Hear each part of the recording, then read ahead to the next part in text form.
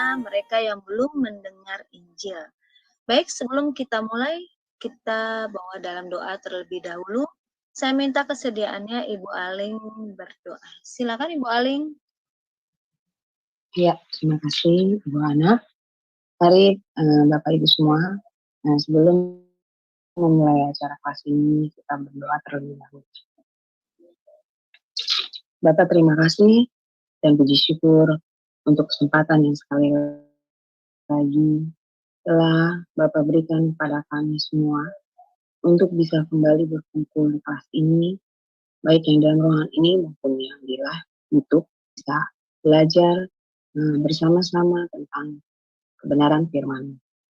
Ya Bapak, kiranya Engkau mengurapi Pak Erben yang menjadi narasumber kami malam ini, sehingga bisa menyampaikan kebenaran firman-Mu kepada kami semua dengan baik, dengan benar, sesuai dengan kehendak-Mu ya Bapak. Dan berkatilah juga sehingga acara kelas ini bisa berjalan dengan lancar dari awal hingga akhir. Dan biarlah kiranya Tuhan yang memimpin acara kelas ini sehingga bisa berjalan dengan baik. Dan kiranya firman yang diberikan kepada kami semua pada malam ini, berikanlah kami hikmat-Mu ya Tuhan, sehingga kami bisa menyerap setiap firman yang kami terima dengan benar, dengan baik, dan dapat menjadi rema di dalam diri kami masing-masing, dan berikanlah kami kemampuan untuk bisa mengerti kehendak-Mu dan melakukan apa yang menjadi kehendak-Mu ya Tuhan, menjadi pelaku firman. Terima kasih Tuhan, dan juga berkati teman-teman kami yang belum bisa hadir pada malam ini. Kiranya Tuhan memberikan kepada mereka suatu kerinduan untuk kembali bisa berkumpul, belajar mengenal kebenaran firman-Mu dan mengenal-Mu ya Tuhan lebih dalam, lebih sungguh lagi. Terima kasih Tuhan, kami serahkan waktu ini selanjutnya dalam tangan-Mu. Biar kiranya Tuhan yang pimpin dari awal hingga akhir. Doa ini kami panjatkan dengan perantara Tuhan Yesus Kristus, Juru Selamat kami yang hidup. Haleluya. Amin. Amin. Terima kasih Bu Aling. Baik, untuk mempersingkat waktu, saya serahkan kepada narasumber kita, yaitu Pak Erben. Shalom Pak Erben. Shalom, selamat malam semua, selamat malam. Shalom, apa kabar Pak Erben hari ini? Kabar baik, sehat, sukacita selalu. Amin. Silakan Pak Erben. Oke ya teman-teman ya. Oke, kita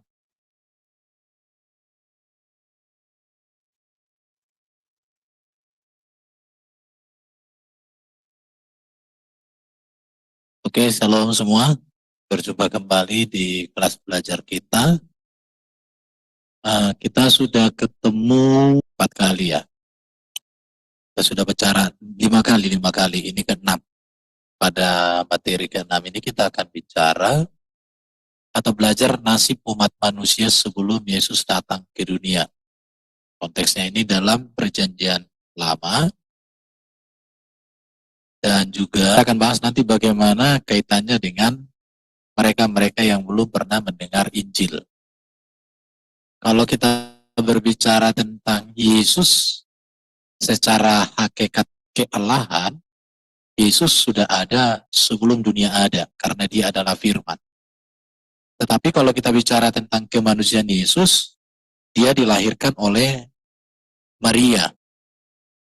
Jarak Adam dengan Maria itu ribuan tahun ya, kurang lebih sekitar 5.000 atau 6.000 itu ya.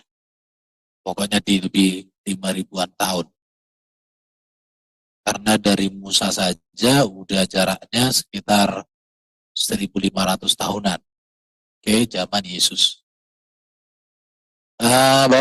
Baru kemarin pagi, anak saya bertanya sama saya waktu renungan pagi, "Papi, mana lebih tua, Adam atau Yesus Kristus?"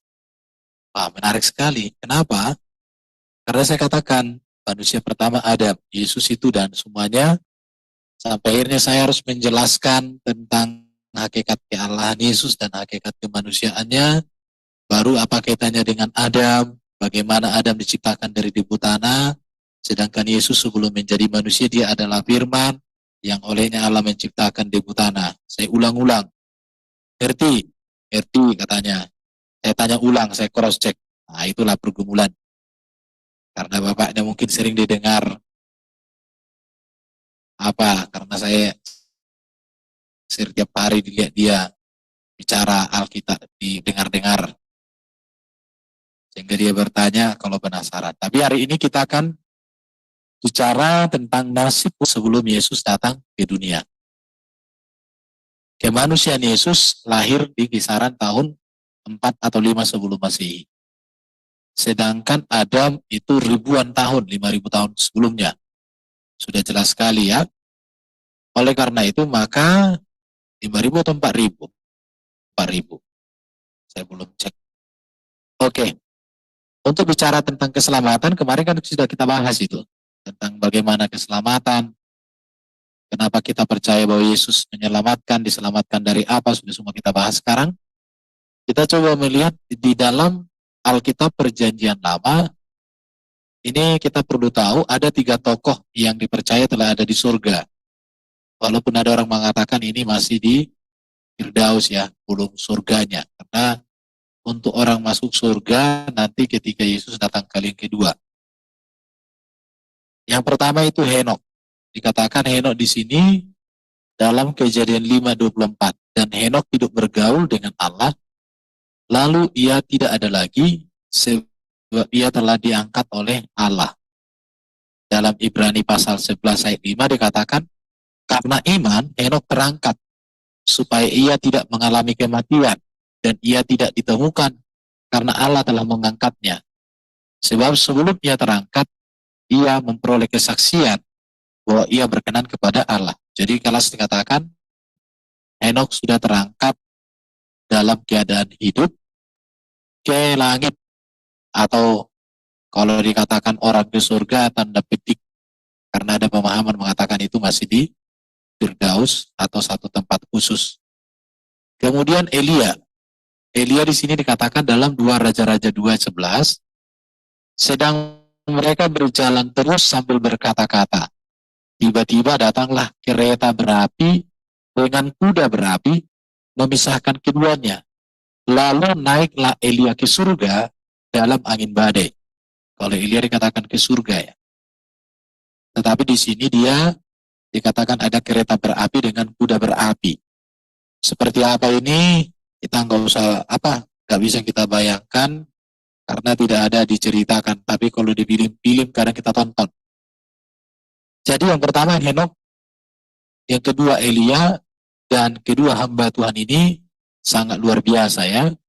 Orang yang hidup dalam kebenaran dan kesucian.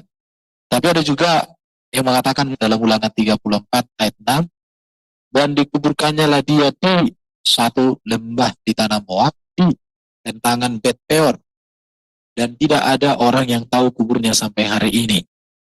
Di dalam Yudas 1:9, tetapi penghulu malaikat Mikael ketika dalam satu perselisihan bertengkar dengan iblis mengenai mayat Musa, tidak berani menghakimi iblis itu dengan kata-kata hujatan, tetapi berkata, kiranya Tuhan menghari engkau.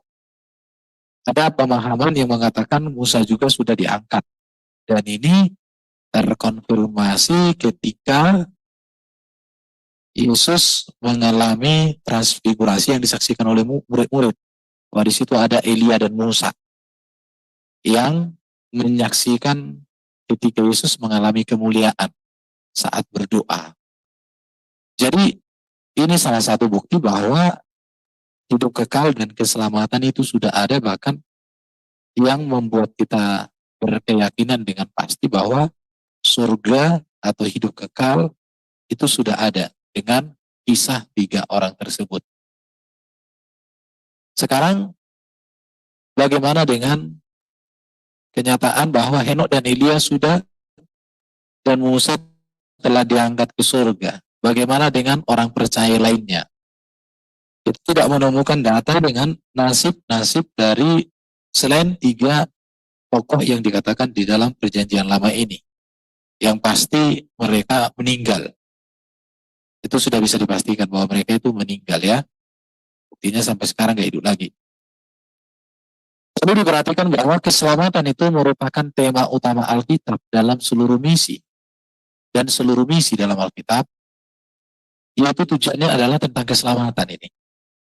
Jadi Alkitab mulai dari Kejadian, sejak manusia jatuh dalam dosa, sampai kitab Wahyu, pasal terakhir, itu tema utamanya adalah keselamatan. Keselamatan itu dibicarakan sejak manusia jatuh dalam dosa. Ya, itu berarti bahwa keselamatan ini berbicara tentang pengampunan dosa manusia atau penebusan manusia dari kutuk dosa. Ini sebuah data dan kenyataan yang bisa kita lihat di dalam Alkitab. Karena beberapa kemarin itu kan kita sudah bahas bahwa dosa itu merupakan keterpisahan manusia dengan Allah. Manusia oleh karena dosa tidak mampu dan tidak mungkin dapat membangun hubungan dengan Allah. Sebab Allah Maha Kudus dan Allah yang Maha Kudus tidak kompromi dengan dosa. Walau sekecil apapun. Bahkan dikatakan sekecil apapun harus diadili oleh Allah kita karena Dia kudus. Namun Allah itu kasih adanya, oleh sebab itu maka Allah merancang keselamatan melalui kehadiran seorang anak perempuan. Itulah Mesias yang menebus dan menyelamatkan manusia dari dosa, dari keterpisahan dengan Allah, dari cengkraman maut, cengkraman iblis, dari kerusakan. Itu yang mau dipulihkan. Dan itu tertulis dalam Kejadian 3:15. Bahwa seorang keturunan wanita akan hadir yang akan memberikan manusia kemenangan atas iblis, kemenangan atas kuasa dosa, kuasa maut yang terjadi akibat dosa itu.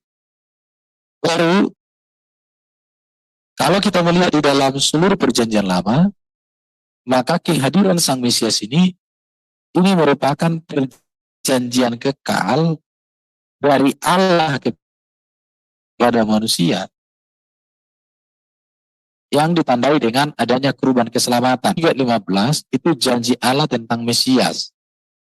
Janji tentang Mesias itu dimateraikan atau ditandai dengan perjanjian darah. Itulah yang tertulis dalam Kejadian 3:21. Dan Tuhan Allah membuat pakaian dari kulit binatang untuk manusia dan untuk istrinya, lalu mengenakannya kepada mereka. Jadi keselamatan di dalam Alkitab itu sebenarnya sangat runut ya.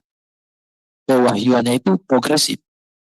Jadi keselamatan di dalam Alkitab itu harus dipahami tahap demi tahap dalam pengertian untuk mengenal bagaimana pewahyuan atau kronologi historis tentang perjanjian Mesias sebagai penyelamat itu yang diberikan kepada Adam dan Hawa dan kepada semua manusia sampai datangnya Kristus kali yang kedua. Jelas sekali. Baru manusia itu mendapatkan perkenanan Tuhan itu melalui iman kepada Allah akan kehadiran Mesias yang dijanjikan. Di mana iman mereka kepada Tuhan dan pengharapan mereka terhadap janji Mesias ini selalu dinantikan, diperingati dengan kurban persembahan kepada Tuhan. Mulai zaman Adam, ya, bahkan sampai ke Habel, sampai ke Nuh, sampai ke Musa dan kepada Abraham dan Musa, sampai datangnya Yohanes Pembaptis yang menutup perjanjian lama dan membuka perjanjian baru, itu Yohanes Pembaptis. Jadi jelas sekali ya. Jadi seluruh ajaran perjanjian lama itu berpusat pada kepercayaan, percaya kepada Allah, yaitu dengan tekun menantikan Sang Mesias dan senantiasa menantikan, memperingati dengan kurban persembahan sebab akan janji Allah bagi hadirnya Sang Mesias. Inilah yang namanya keselamatan yang ditetapkan oleh Allah bagi manusia sejak zaman Adam jatuh dalam dosa. Karena kenapa? Kalau manusia tidak jatuh dalam dosa, dipastikan tidak ada yang namanya penyelamatan. Tapi karena manusia jatuh dalam dosa, maka Allah mengasihi manusia yang diciptakannya itu dengan cara memberikan, misalnya memulihkan segala sesuatu yang terjadi akibat dari dosa itu sendiri. Oke, jadi kita bisa pastikan bahwa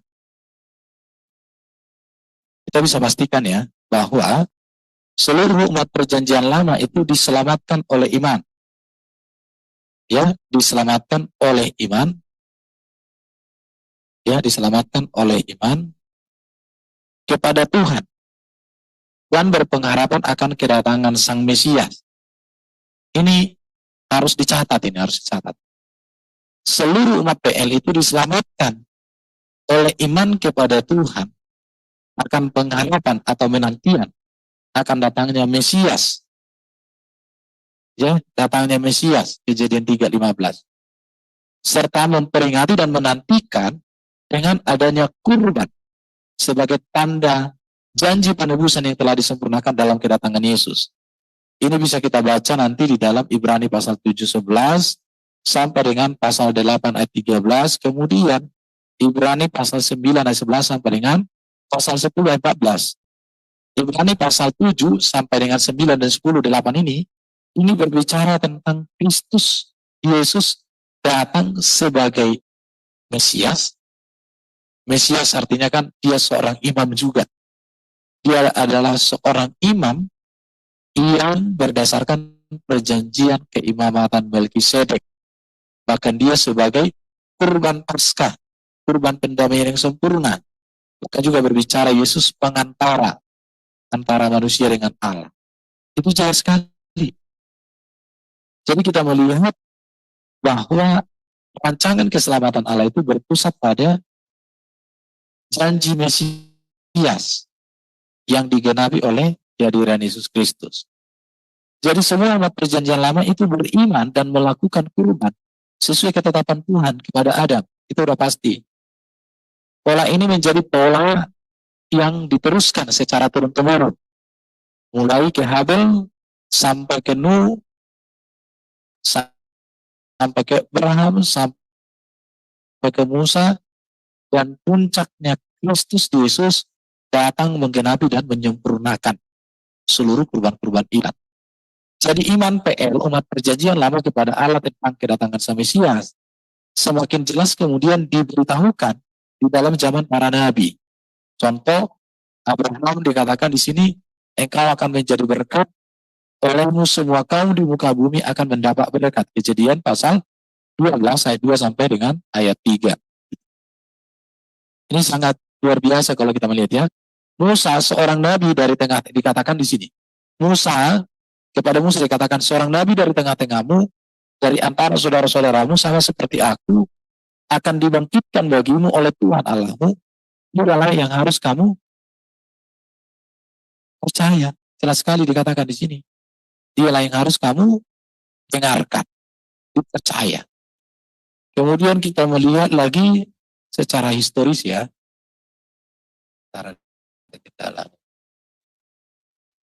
Yesaya, sebab seorang anak telah lahir untuk kita, seorang putra telah diberikan untuk kita, lambung pemerintahan ada di atas bahunya, dan namanya disebutkan orang penasihat ajaib, Allah yang perkasa, Bapa yang kekal, Raja damai.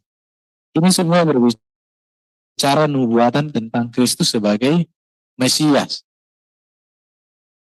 Umat jelas dalam kitab Ibrani pasal 11 ayat 1 sampai 40. Jadi kita melihat bahwa bagaimana nasib umat perjanjian lama sebelum datangnya Yesus Kristus.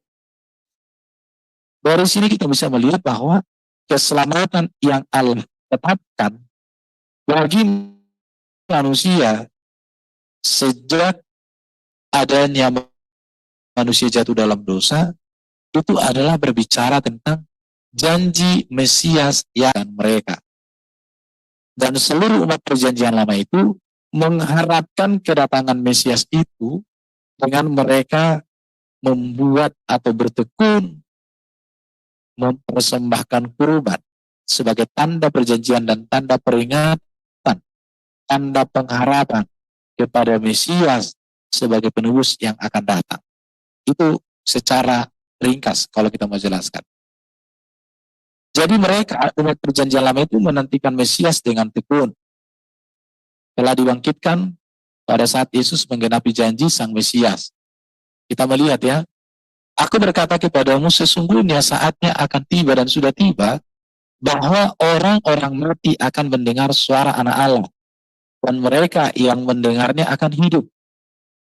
Jadi, keselamatan yang terjadi atau yang dijanjikan Allah dalam perjanjian lama, itu sudah digenapi oleh Yesus Kristus di dalam Yohanes 5, 25, 29. Dikatakan, aku berkata kepadamu sesungguhnya saatnya akan datang dan sudah tiba bahwa orang-orang mati akan mendengar suara Anak Allah, dan mereka yang hidup mendengarnya, dan mereka yang mendengarnya akan hidup. Artinya di sini ada orang-orang mati kemudian mendengar Mesias yang sudah menggenapi janji itu, janji yang mereka nantikan, dan mereka mendengarnya akan hidup.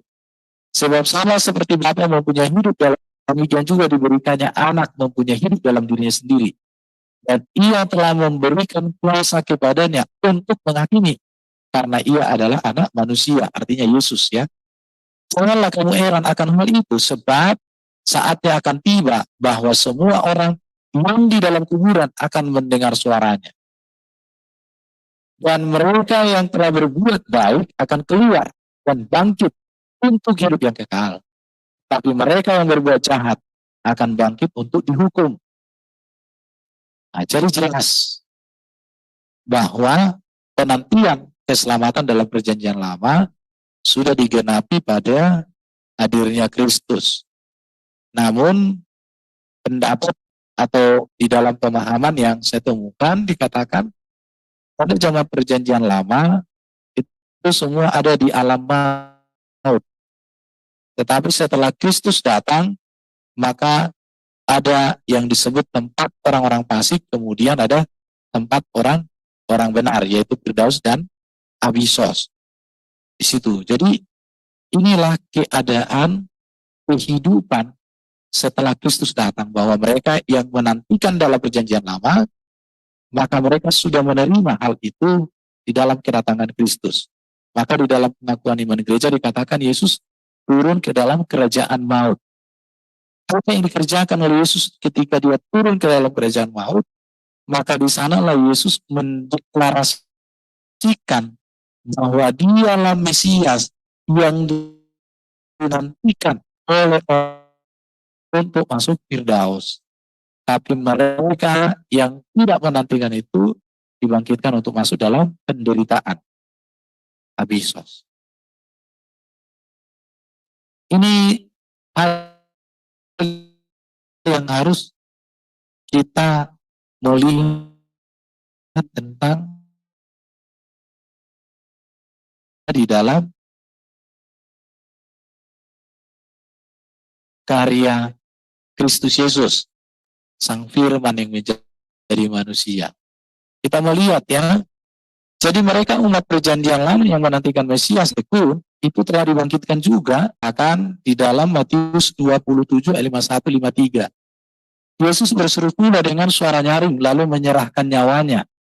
Dan lihatlah bait suci terbelah dua dari atas sampai ke bawah, dan terjadilah gempa bumi, dan bukit-bukit batu terbelah, dan kuburan-kuburan terbuka, dan banyak orang kudus yang telah meninggal bangkit.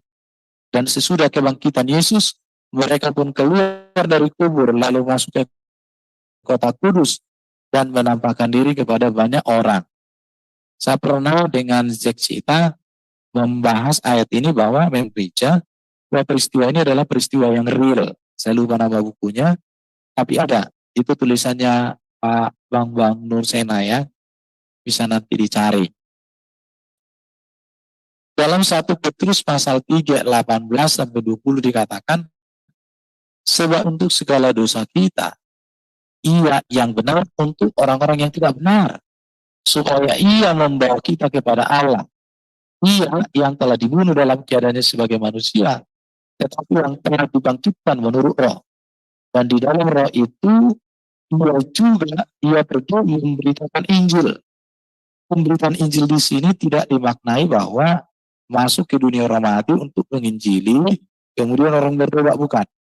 Tetapi memberitakan Injil artinya mendeklarasikan kabar baik bahwa Dia Allah Mesias yang sudah datang sebagai penebus dan menyelamatkan yang dinantikan.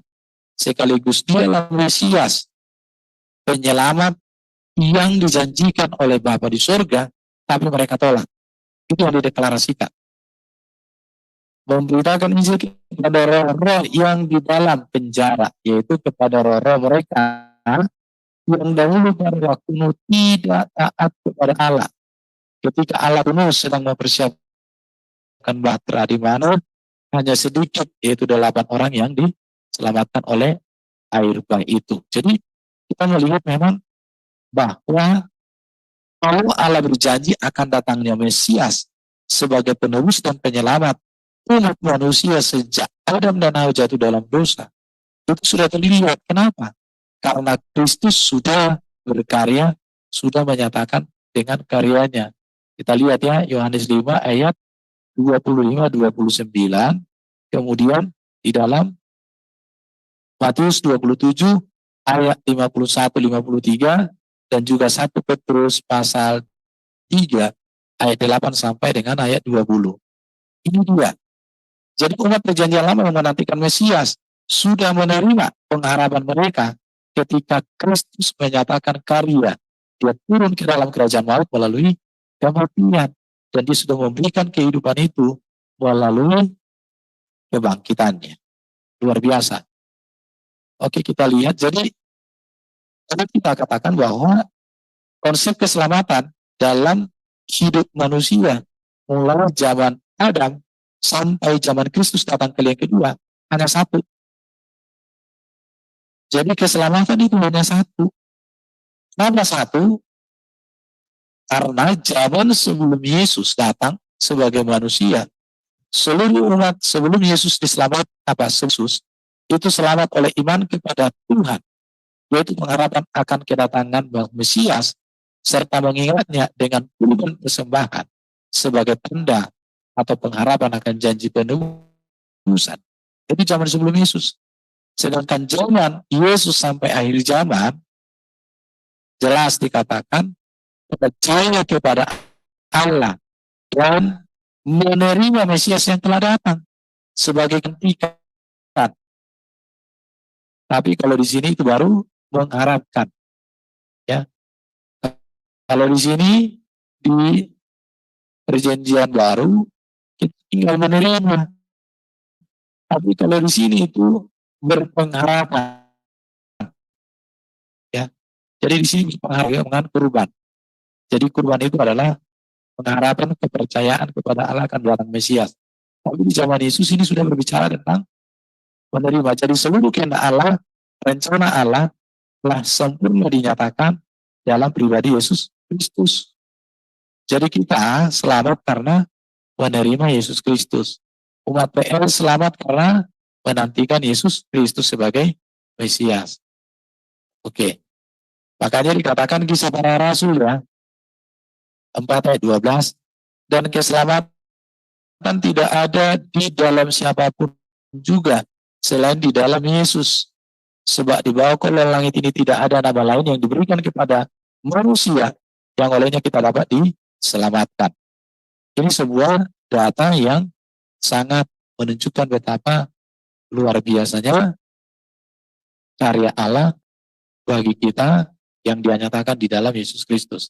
Yohanes 14 ayat 6 ini juga menegaskan bahwa keselamatan itu ada pada Yesus.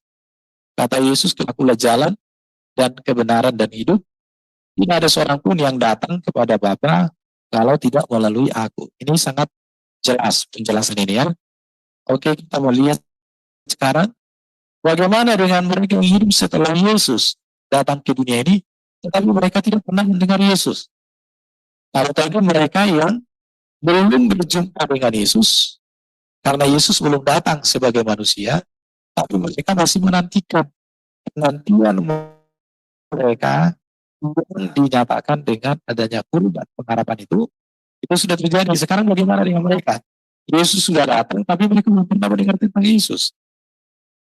Mereka yang tidak mengenal Allah, tidak memiliki pengharapan Mesias, mereka pasti tidak selamat. Artinya apa?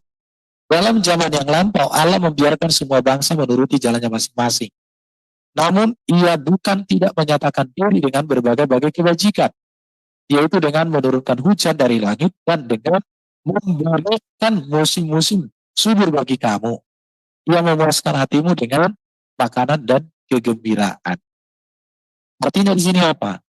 Bahwa di dalam perjanjian lama, Tuhan memberikan janji Mesias, tapi kalau orang tidak, apa itu dikatakan di sini, manusia masih bisa untuk menantikan Tuhan dalam hidupnya.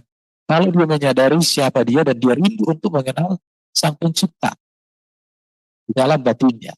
Nah, di situ. Kita lihat lagi, jadi manusia tidak mengenal Allah karena mereka menolak untuk mengenal.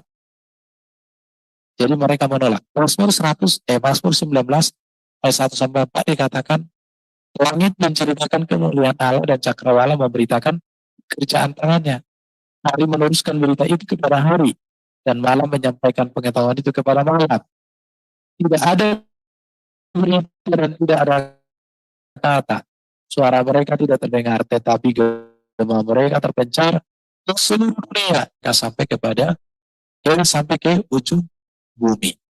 Jadi mereka yang tidak pernah mendengar tentang Yesus, tetapi mereka ingin mengenal Allah atau menyembah Allah dengan mereka mengagungkan, mereka percaya bahwa ada penguasa pencipta alam semesta dan mereka mau tahu dengan hal itu, tetapi dengan cara nurani mereka.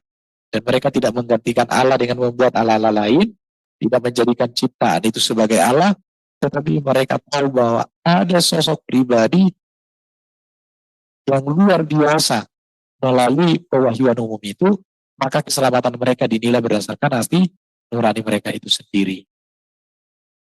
Itu ya. Jadi bagaimana dengan mereka? Katakan, jika mereka tidak memiliki kesaksian para nabi akan Allah dan karyanya, maka mereka akan binasa. Ibrani pasal 1 ayat 1 sampai 12.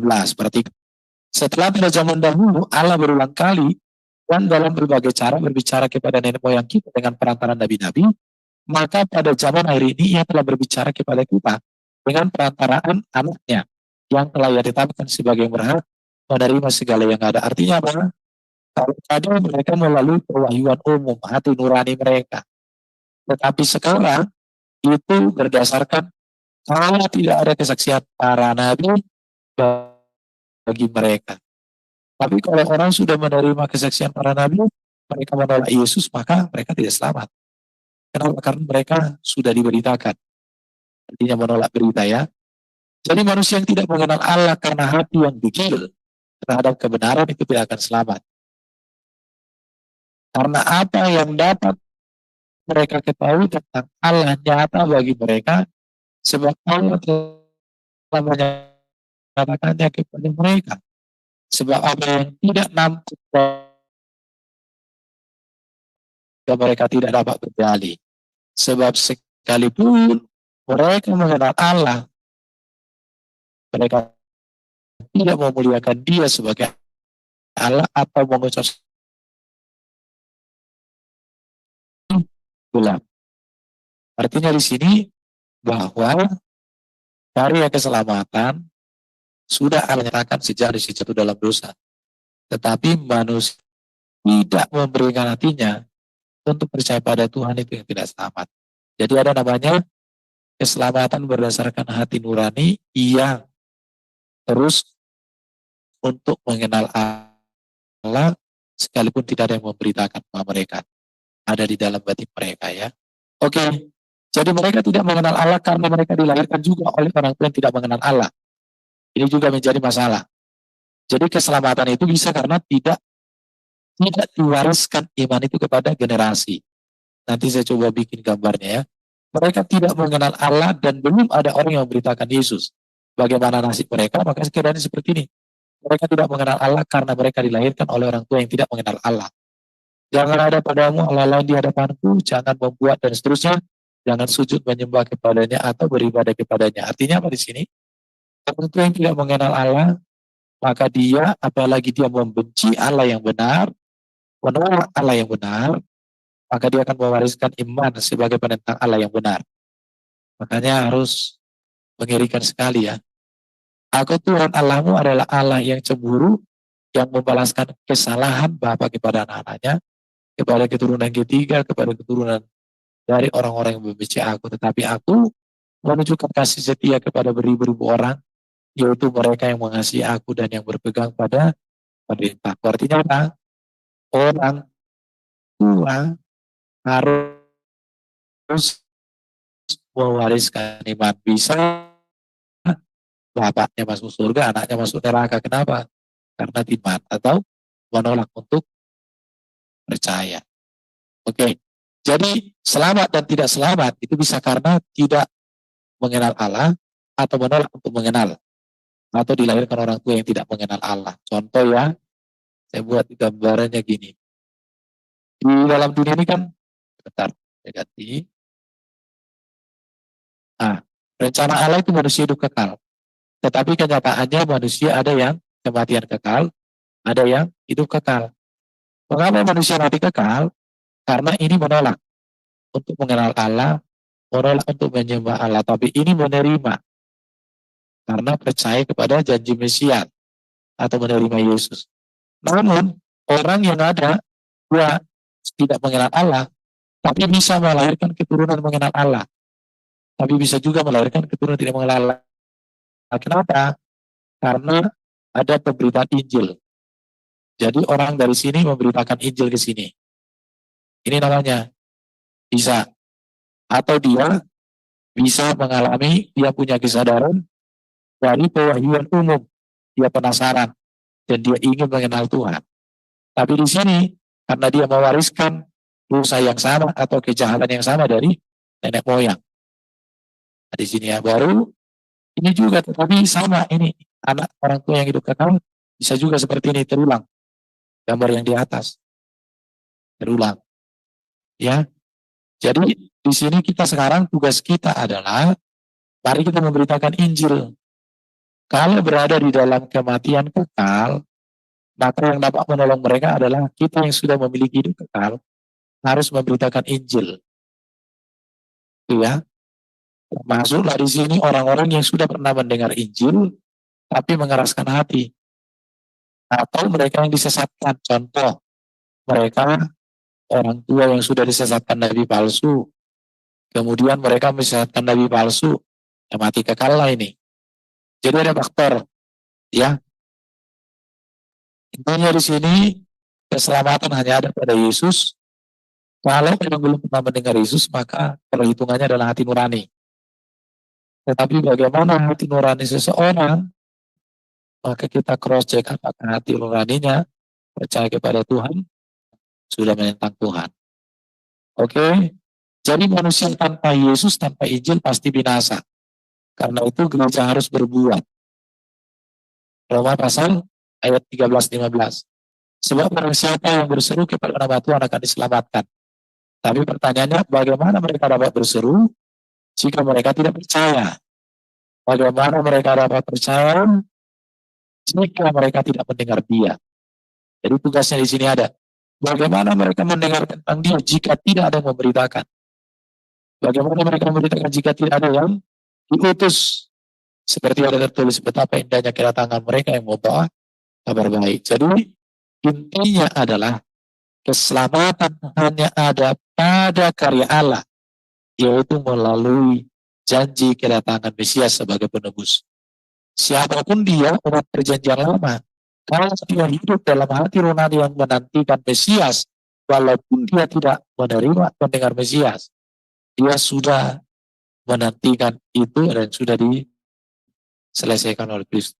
Tapi setelah Yesus datang, mereka belum pernah mendengar berita tentang Yesus, maka iman mereka dapat diperhitungkan sama dengan iman orang perjanjian lama. Kenapa? Mereka akan dinilai berdasarkan hati nurani mereka. Hati nurani mereka menantikan Mesias sebagai penyelamat mereka atau tidak percaya lagi kepada Mesias. Tugas kita sekarang adalah beritakan Injil. Di sini dikatakan 4 pertanyaan, jawabannya hanya satu. Jawabannya apa? Bagaimana mereka dapat berseru? Bagaimana mereka dapat percaya? Bagaimana mereka dapat mendengar? Bagaimana mereka dapat memberitakan? Jawabannya satu. Gereja harus mengutus pemberitaan Injil. Ya, 2 Petrus 1 Petrus 29 dikatakan, tetapi kamulah bangsa yang terpilih, imamat yang rajani, bangsa yang kudus, umat kepunyaan Allah sendiri, supaya kamu memberitakan perbuatan-perbuatan yang besar dari Dia, yang telah memanggil kamu keluar dari kegelapan kepada terang yang ajaib. Tugas kita apa? Memberitakan perbuatan-perbuatan yang besar dari Allah kita melalui Kristus, supaya melalui Injil jiwa-jiwa terselamatkan dengan pasti. Kesimpulan, zaman sebelum Yesus, seluruh umat sebelum Yesus diselamatkan oleh pengharapan iman kepada Tuhan akan kedatangan Mesias. Zaman Yesus sampai akhir zaman juga percaya dan menerima Mesias Yesus Kristus sebagai kegenapan janji keselamatan. Bahwa di dalam Yesus seluruh karya dan rencana Allah sudah tergenapi. Kisah Rasul 4 ayat 12 dan Yohanes 14 ayat 6 ini menegaskan bahwa Kristuslah puncak karya Allah bagi keselamatan manusia, bahwa firman-Nya sendirilah yang menjadi manusia. Jadi pemberitaan Injil untuk kita adalah harga mati. Jadi akhirnya dikatakan di sini, karena jika aku memberitakan Injil, aku tidak mempunyai alasan untuk memegahkan diri, sebab itu adalah keharusan bagiku. Celakalah aku jika aku tidak memberitakan Injil. Tapi orang Kristen seringkali membaca ini, celakalah aku jika aku ini dihapuskan. Jika aku memberitakan Injil. Harusnya ada kata jika aku tidak. Oke, mungkin ini yang bisa sampaikan. Kesimpulannya adalah Kristus pengharapan perjanjian lama dan perjanjian baru. Perjanjian lama menantikan, perjanjian baru menerima. Jadi kita bukan umat penantian, tapi umat yang sudah menerima janji. Umat penantian itu adalah umat perjanjian lama. Oke, kembali ke host. Terima kasih, Tuhan berkati. Baik, terima kasih Pak Herben buat penjabaran materinya. Luar biasa ya. Jadi siapa yang mau bertanya dipersilakan karena ini bagus banget pembelajaran pada malam hari ini. Orang-orang yang belum mengenal Kristus. Jadi, nah ini ada Ibu Alin. Yes, silakan Ibu Alin. Iya, salam, selamat malam Pak Herben, Ibu Ana. Iya, salam. Saya pernah dengar Pak, ada kelompok setelah zaman perjanjian baru ya.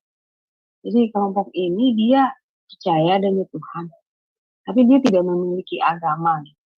Dan saya juga punya kesaksian. Saya punya teman, punya orang tuanya.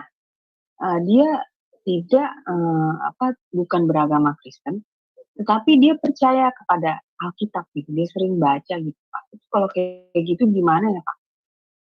Ya, makasih Pak Herben. Bentar. Aku kurang menyimak tadi pertanyaannya. Gini Pak, saya pernah dengar Pak setelah zaman perjanjian baru ya, ada satu kelompok yang dia itu percaya, tapi dia tidak beragama gitu.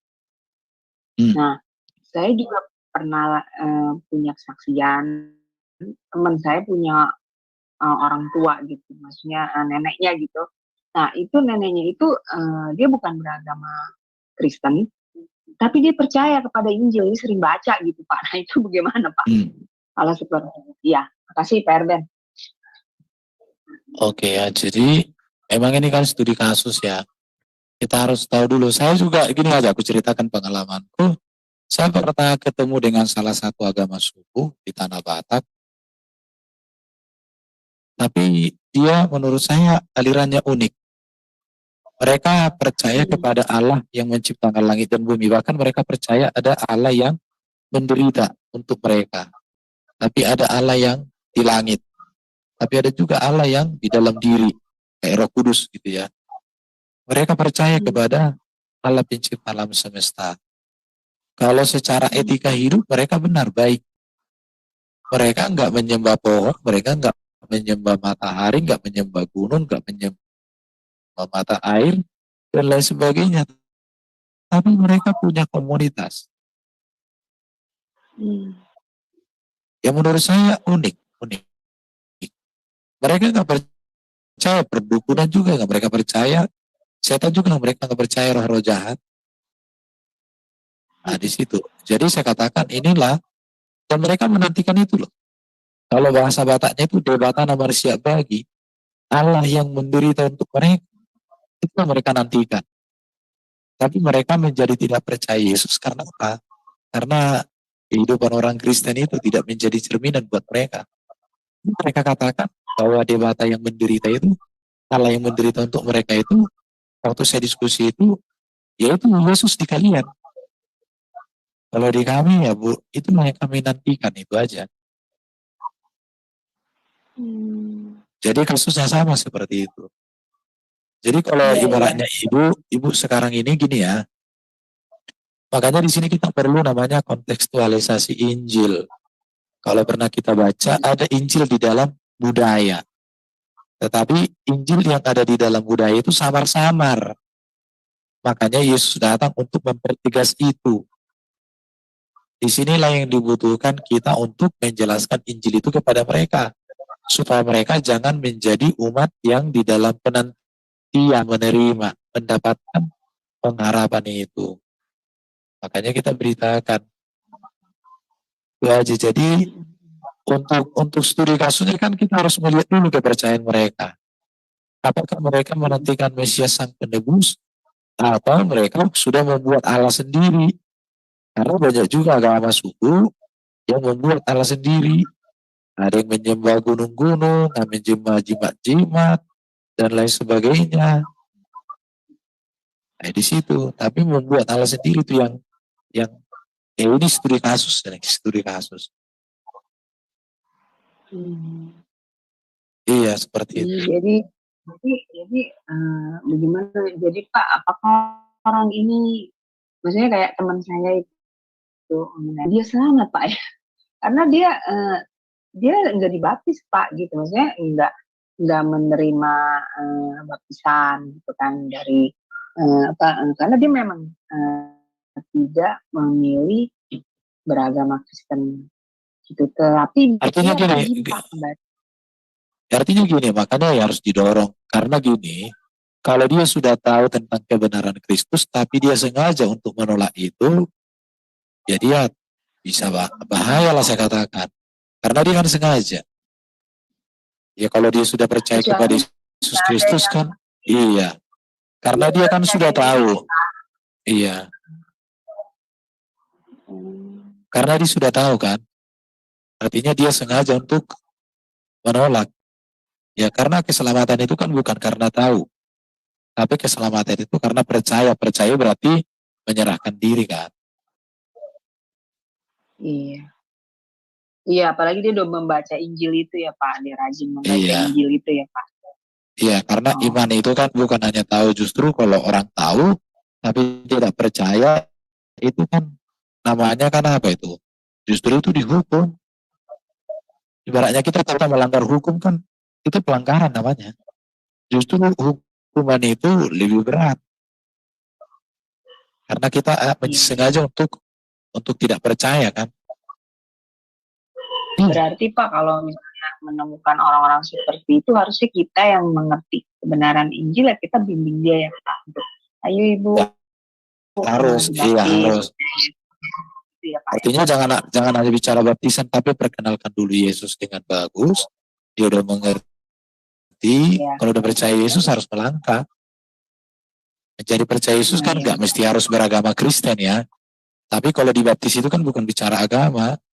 Dibaptis itu kan bicara ketaatan kepada Kristus. Itu studi kasus sih, studi kasus. Kalau saya sih waktu itu, saya bukan saya sih yang maksudnya yang mengalami, tapi teman saya yang menceritakan bahwa neneknya itu suka sekali baca Alkitab gitu, tapi dia bukan agama Kristen gitu Pak. Tuh. Dan itu teman saya itu menceritakannya setelah neneknya itu meninggal. Pak, saya bilang, kenapa kamu nggak bawa nenekmu ke gereja gitu, maksudnya supaya dia lebih mengenal lagi Yesus sebagai juru selamat, yang menerima baptisan gitu Pak. Tapi Ya, kalau kayak gitu kan kasusnya kan dia suka membaca Alkitab, dia percaya Alkitab, tapi dia tidak paham apa maknanya itu karena orang gak ada yang bimbing. Ya, kembali lagi keadilan Tuhan. Iya Pak. Karena dia tidak mengetahui ya Pak ya, kecuali ya dia tahu gitu, tapi dia tidak maksudnya tidak ada upayanya untuk menerima keselamatan itu dengan misalnya dia gereja. Kalau dia sudah tahu tapi dia tidak mau tahu, itu kan dihukum itu. Kenapa? Karena itu namanya kan mengeraskan hati. Tapi kalau dia sudah tahu karena tidak ada orang yang membimbing, maka dia tidak bisa melakukan apa yang dia tahu. Beda lagi kan? Iya benar. Iya. Jadi itu studi kasus. Iya, studi kasus itu kan kasusnya kan harus kita tahu juga. Gimana kita studi kasus kalau nggak tahu kan? Iya betul. Oke. Mungkin ada yang lain mau nambahkan atau bertanya, monggo. Ini ada lagi yang bertanya. Silakan Ibu Ana, terima kasih untuk kesempatannya. Iya, terima kasih Bu Aling. Ini ada lagi nextnya Pak Aron. Silakan Pak Aron, dibuka mic-nya.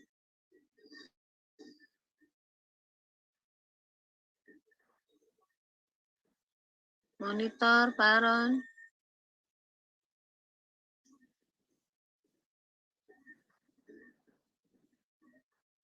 Oke, ya di mute ya, maaf. Shalom, selamat malam, terima kasih ya Bu Moderator, dan selamat malam juga kepada Pak Erben.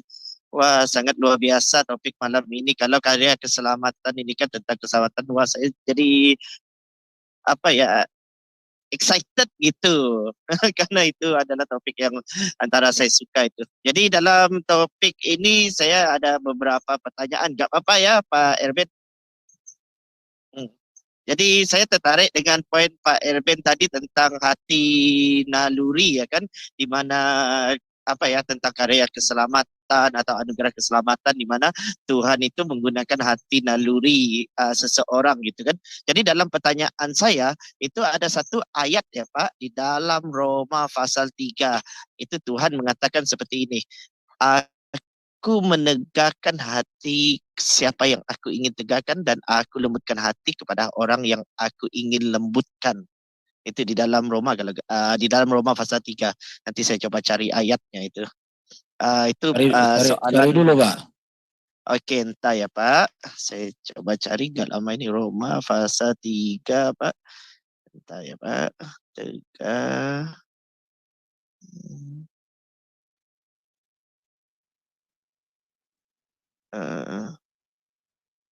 Entah ya Pak. Bukan ini. Entah Pak ya, saya cari bagi saya waktu. Ataupun ini kita bagi kepada Bu siapa dulu. Saya skip dulu ya. Bagi ruang kepada yang penanya lain. Supaya kita gak buang waktu. Ya, maaf ya Pak. Jadi cari Terima ayat. kasih Bu moderator. Iya, silakan dicari dulu ayatnya, nanti bisa lanjutnya. Silakan, ini ada Ibu Eri. Ibu Eri monitor. Bro Kodex, host.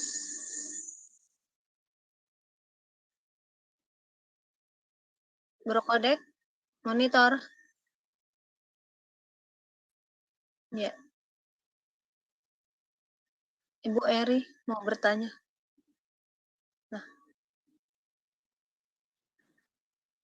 Yang ini enggak maksudnya Roma 11 ayat 25. Loh, Roma berapa, Pak? Bu Eri dulu bareng.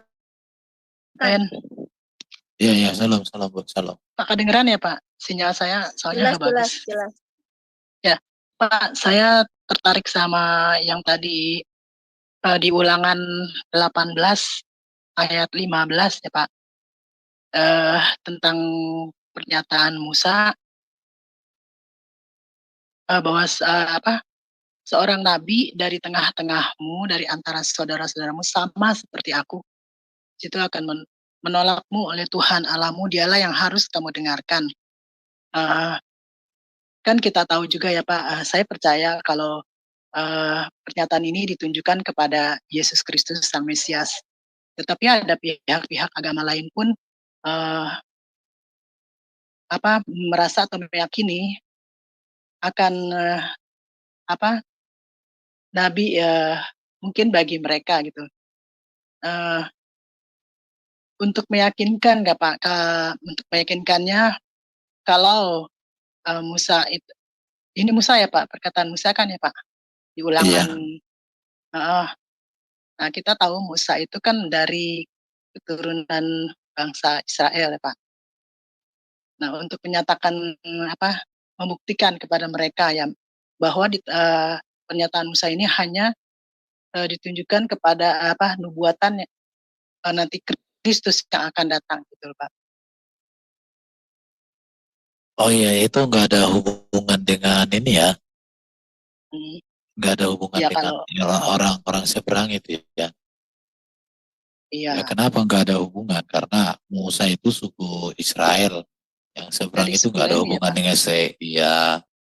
Baru kalau dikatakan dari antara saudaramu saya itu kan hanya 12 suku. Itu nggak menuju kepada Ismail. Karena Ismail dengan Musa itu sudah berapa generasi. Karena Ismail itu kan sejaman dengan si Ishak, Yakub, Yusuf, itu sudah berapa ratus tahun generasinya, masa saudara lagi? Ya, kalau 400 tidak ada tahun lagi nabi ya Pak? Bukan, kalau sudah 400 tahun itu sudah berapa generasi, itu nggak bisa. Iya, apalagi kata saudara di situ kan kalau dalam teks Ibrani itu kan lebih menuju kepada saudara kandung itu. Iya. Di situ baru ciri-cirinya Musa dengan Nabi Muhammad kan beda. Kalau Musa kan langsung mendengar suara dari Allah melalui teofani. Kalau Nabi Muhammad kan nggak pernah, semua melalui Jibril. Baru Musa menerima wahyu itu kan untuk kepentingan Israel, bukan untuk kepentingan dirinya sendiri. Tapi kalau Nabi mereka kan, itu kan banyak juga untuk kepentingan sendiri. Contoh, ketika dia, susah aku ngomong itu adalah, iya kalau aku ngomong kan nanti. Jadi kita lihat dari silsilah dari latar belakang keluarga dari Musa sendiri ya Pak. Latar belakang, pendidikan, pewahyuan, ajaran, semuanya nggak nyambung. Iya. Iya, nggak ada nyambungannya. Iya, nggak ada. Ya. Ajarannya Nabi itu kan dengan ajaran Nabi Musa kan berbeda. Allahnya aja namanya udah berbeda. Ya toh? Hukum-hukumnya juga ada berbeda. Jadi nggak ada hubungannya itu. Nanti mungkin ke depan bisa dibahas itu. Oke. Kan ada materinya itu kan. Nubuatan yang diklaim mereka tentang nabinya ya kita bahas satu-satu. Oke, Pak Erben. Yang tadi itu kayaknya ini ya ayatnya, Roma 9:18 ya. Iya, monitor Bro Aaron sudah ketemu atau gimana? Silakan. Iya, Roma 9 ayat 18.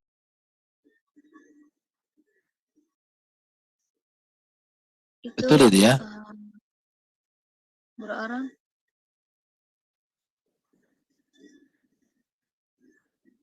Monitor Bro Aaron.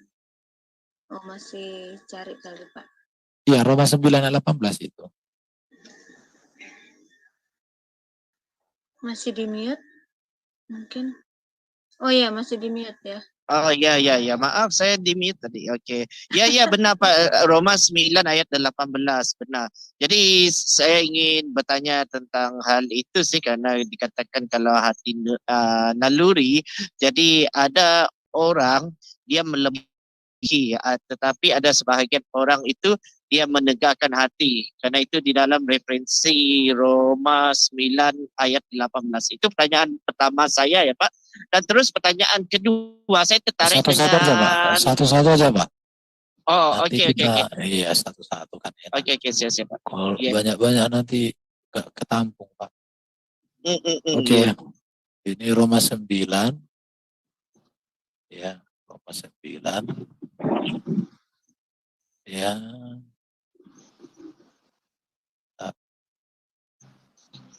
Roma 9 ayat 18. Jadi Ya, ia benar. menaruh belas kasihan kepada siapa yang dia kehendaki, dan ia menaruh dan ia menegarkan hati siapa yang dia kehendaki. Kalau dibaca Pak, kita mulai aja, nggak usah semua ya, mulai ayat 17-nya aja. Sebab kitab suci berkata kepada kita, sebab kitab suci berkata kepada Firaun. Betul ya? Ini ada Firaun toh. Itulah sebabnya aku membangkitkan engkau, yaitu supaya aku memperlihatkan kuasamu, masurkan di seluruh bumi. Jadi ia menaruh belas kasihan kepada siapa yang dikehendakinya, dan ia mendegarkan hati siapa yang dikehendakinya. Ini bicara Firaun, ditegarkan hatinya kan. Kalau kalau Bapak nanti baca Firaun itu kan berapa kali Tuhan kasih kemurahan sama Firaun. Tapi kan setiap Musa ngomong sama Firaun kan dikatakan, maka Firaun mengeraskan hatinya kan. Iya. Baru kemudian datang lagi mujizat. Maka Firaun mengeraskan hatinya. Begitu sampai berapa kemudian karena maka akan Tuhan mengeraskan hati Firaun. Artinya apa? Tuhan tidak pernah mengeraskan hati seseorang kalau orang itu membuka diri kepada Tuhan. Tapi kalau orang itu mengeraskan hati, maka Tuhan akan binasakan dia dalam kekerasan hatinya. Contoh, ada berisik Pak. Contoh, ada orang ditegur karena menghujat, tapi nggak sadar-sadar. Ya Tuhan biarkan dia dalam hujatannya sampai dia binasa di dalatannya itu. Itu namanya di sini Tuhan mengeraskan hati. Jadi bukan serta-merta si A dikeraskan hatinya supaya binasa, enggak. Kalau Tuhan mengeraskan hati seseorang, itu karena seseorang itu menolak Tuhan berulang-ulang. Karena ini ada kaitannya dengan Firaun, Pak. Coba nanti kalau dibaca di kisah di kitab Keluaran itu. Kalau Bapak baca nanti di kitab Keluaran itu berapa kali Firaun itu mengeraskan hati. Akhirnya dikatakan Tuhan mengeraskan hati Firaun. Oke, Pak? Iya, benar. Iya, benar. Ya, jadi konteksnya di situ. Ya, Oke, yang kedua, Pak. Yang kedua saya tertarik dengan jawaban yang kepada Bu Aling tadi ya tentang keselamatan itu. Jadi apakah anugerah keselamatan itu bisa dicabut, Pak?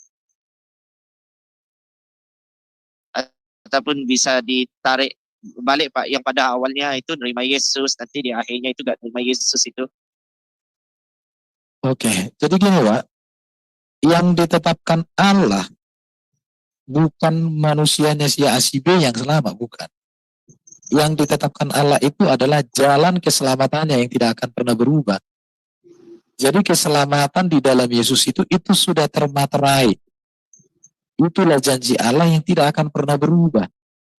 Dan Allah sudah menganugerahkan itu kepada kita, Yesus Kristus. Namun bagaimana dengan manusia? Ya selama selama manusia percaya kepada Yesus Kristus, keselamatan itu tidak pernah berubah. Tapi manusialah yang hilang dari keselamatan karena menolak. Karena kan kita punya free will, Pak. Jadi free will kita Free will kita itu kan anugerah juga, Pak. Free will. Jadi bagaimana sekarang free will kita ini tunduk kepada kasih karunia Tuhan di dalam Yesus Kristus. Jadi kasih karunia Tuhan kepada kita harus tunduk kepada kasih karunia Tuhan di dalam Yesus. Itulah keselamatan. Kalau kasih karunia Tuhan yang ada pada kita, tapi kita justru menolak kasih karunia Tuhan di dalam Yesus Kristus, maka kita tidak selamat. Karena keselamatan kita karena menolak Tuhan. Karena Tuhan iya, kalau kan janji Tuhan kepada manusia itu kan, rancangan Tuhan kepada manusia kan hidup kekal. Jadi Tuhan itu nggak pernah, Tuhan itu nggak ada tujuan Tuhan membinasakan manusia. Tujuan Tuhan itu menghidupkan manusia untuk selama-lamanya, itu tujuannya. Kalau manusia binasa itu kan karena manusia jatuh dalam dosa. Bahkan Allah sendiri memberikan Yesus kepada kita supaya kita menang atas dosa. Jadi kalau ada manusia binasa, bukan salah Tuhan lagi. Nah manusia realnya memilih untuk menentang Tuhan, Pak. Memang ada pandangan orang nanti presidenisasi yang mengatakan manusia sudah ditetapkan selamat, dan itu saya nggak setuju. Tapi kalau ada setuju orang dengan itu, silakan, itu imanmu. Tapi saya tidak setuju itu, Pak. Iya. Iya, karena saya melihat di dalam Alkitab, yang ditetapkan oleh Tuhan sejak semula itu adalah bukan orangnya, tetapi yang ditetapkan adalah manusia. Karena pada dasar Yesus Kristus. Karena pada dasarnya Tuhan menciptakan manusia itu kan untuk hidup kekal. Manusia mengalami kematian kekal itu karena dosa. Jadi kalau manusia binasa itu karena dosa, melanggar ketetapan Tuhan. Nah, begitu penjelasannya, Pak. Oke, terima kasih atas penjelasannya, Pak, ringkas dan padat. Terima kasih, Pak. Tuhan memberkati. Ya, terima kasih juga kepada Bu Moderator atas waktunya. Tuhan memberkati, Bu. Iya, terima kasih Pak Aron. Ya, masih ada lagi yang mau bertanya? Kalau belum kita tunggu dulu ya Pak ya. Dan saya mau tanya juga. Jadi gini ya Pak ya, misalkan tadi kan ketetapan ya, ketetapan dari Allah manusia. Nah, ketetapan Allah tetapi kan banyak ya Pak. Kristen dan Katolik itu kan sedikit. Tapi agama-agama lain itu kan banyak ya Pak, ada berapa gitu. Nah, itu bagaimana itu Pak? Contoh aja gini, kayak orang yang saudara saya lah, dia agamanya Buddha gitu kan. Dia tidak pernah mendengar tentang Kristus gitu ya, dan baca pun dia tidak pernah. Tetapi saat kita kasih tahu, jawabannya dia lebih memilih ke agama Buddha karena itu sudah keturunannya. Nah, itu bagaimana Pak untuk menghadapi orang seperti itu? Karena kita tahu bahwa itu dia bakal mati kekal kan, seperti itu ya Pak. Nah, itu bagaimana itu Pak kalau seperti itu? Apa yang harus kita lakukan? Terima kasih Pak Erwin. Ini ya, kita bahas agama orang di live kan gak enak, nanti dituduh kita penistaan agama. Iya. Gak enak. Maaf Pak. Nah, karena ini kan berkaitan dengan gak selamat. Nanti kalau kita ngomong gak selamat, mereka tersinggung, dilapori gitu ini. Iya. Kalau di Jumat boleh, iya rawa. Ini kan di live kan ini. Betul, Pak. Aduh, maaf Pak. Tapi kalau dari iman Kristen kan tidak ada keselamatan di luar Kristus. Ya pertanyaannya, apakah di dalam agama lain itu mereka punya nilai ajaran Mesias yang akan datang? Ya kalau nggak ada, ya apa boleh buat? Ya kan, secara iman kita, tetapi dalam kemanusiaan ya boleh hidup berdampingan. Tetapi dalam hal akidah, memang keyakinan itu harus berdiri tegak lurus. Cuman agak riskan ya bahasnya. Lagi itu berbicara, ini aja lah intinya. Beritakanlah Injil dengan sepenuh hati sama mereka. Karena kalau mereka dijelaskan juga Injil, mereka mau mendengar kok. Atau mungkin dia sama dengan Firaun gitu ya Pak, mengeraskan hatinya gitu ya. Ya beda konteksnya, orang dia belum pernah mendengar Injil, mana. Kalau Iya. Firaun kan bukan hanya mendengar lagi, dia udah mengalami mujizat, udah dilihat oleh Iya. matanya. Jadi kalau dia Enggak, berarti dikeraskan ada. hatinya, Oh iya betul. iya. Iya, Pak. Iya. Baik, masih ada yang mau bertanya atau menambahkan, silakan. Ada siapa ini yang mau bertanya? Silakan. Ibu Erni mau apa? Ibu Teresia mau bertanya, silakan. Mungkin ada yang mau ditanyakan atau Ibu Teresia nggak ada? Nggak ada lagi yang mau bertanya? Atau sudah jelas semua? Sudah cukup Bu Ana kalau saya.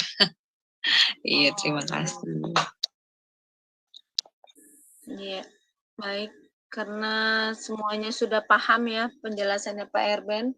Karena Pak Erben tuh menjelaskan tuh sangat jelas banget. Jadi mau tanya lagi tuh kayaknya udah nggak bisa ya. Karena sudah jelas. Baik, kita akhiri ya Pak Erben, monitor. Oke.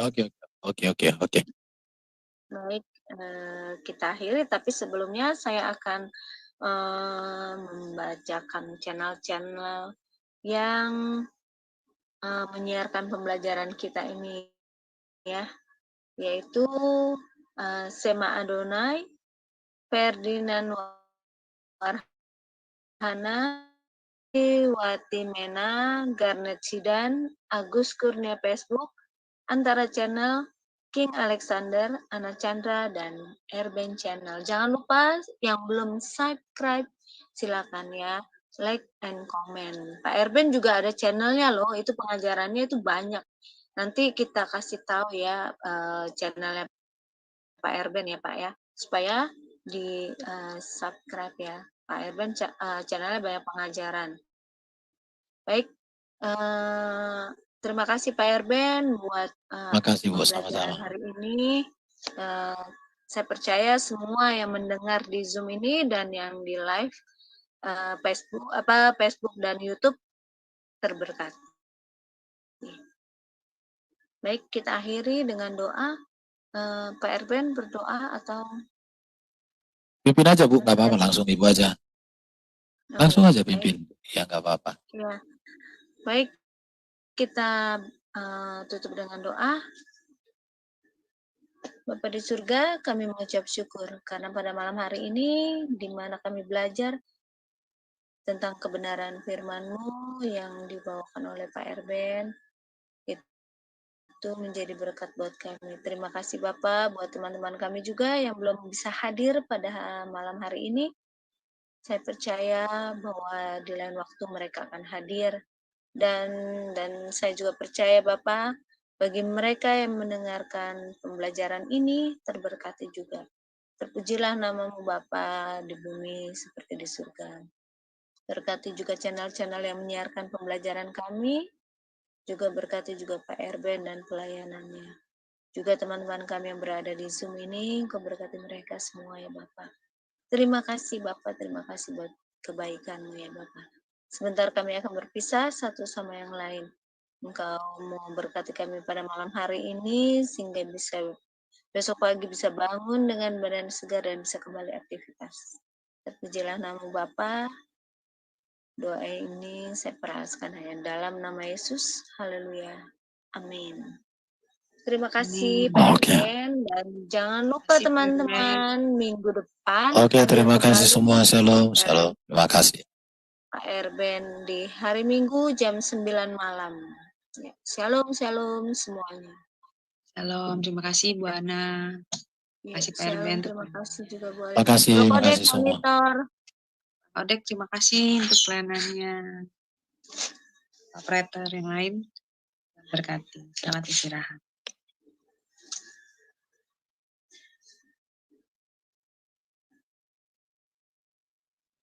Pak Erben udah keluar ya? Pak Erben? Iya. Ada mau dibahas?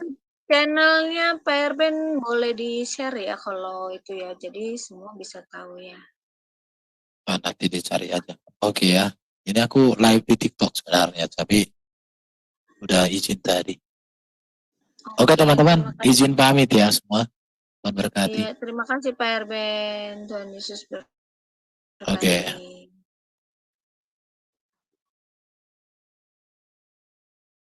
Iya, ini sudah jam 23. Saya juga mau pamit. Tuhan Yesus berkati. Ini apa ini? Ada pesan dari